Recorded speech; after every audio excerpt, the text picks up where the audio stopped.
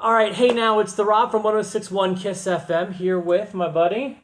I'm Travis with 99.5 WKDQ. And of course, I think if you know one thing about us, if you see us on screen together, 99% likely we're talking about wrestling. Yeah.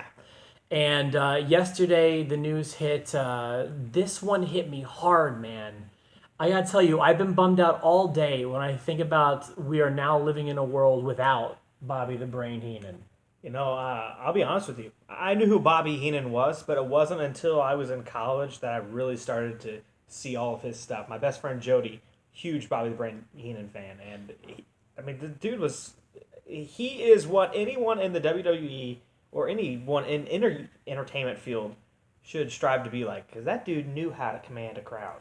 The dude definitely knew his audience and how to control them and keep them in the palm of his hand for sure. Whatever reaction he wanted to elicit, he was able to elicit it. He got it, yeah. He was precise in that respect. So I'm kind of like you in a small way in that, so I started watching wrestling in 94. And I feel like after Bobby left WWE, which was in 93, if I'm not mistaken, his glory days were probably behind him.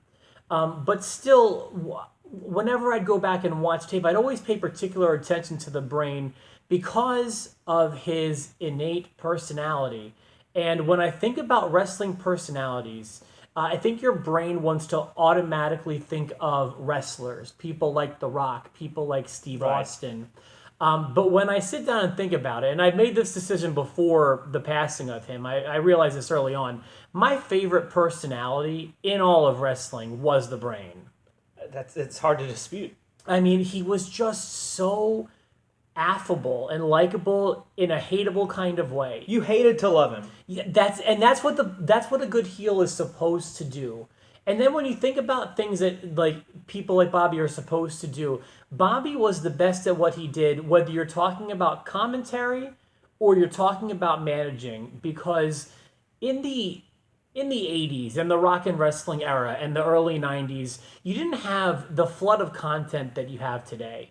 You had people watching week by week at the very most, When you saw somebody with Bobby Heenan, you knew exactly how you were supposed to feel about that person. Yeah. Even if someone debuted cold, with no prior knowledge, no vignettes, nothing about their personality, if Bobby Heenan's by their side, you know all you need to know about that person. Oh, yeah. I mean, Bobby Heenan, you let him do all the talking and he will make you a superstar. I mean, there's no doubt in my mind that if you put a room full of people together and ask them who is the greatest manager of all time in the WWE, Bobby Heenan's at top of that list. He's the right answer. He's just the right answer. And not only that, but let's think about this. He's one half of the greatest commentary team of all time.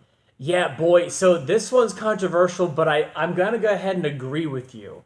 Because it's like, I'm assuming you mean Gorilla and Bobby. Yes. And then right here, to me, is Gorilla and Ventura. They had... I was going to say Jim Ross and JR. Well, or Jim Ross and the King. Or Jim Ross and the King, yes.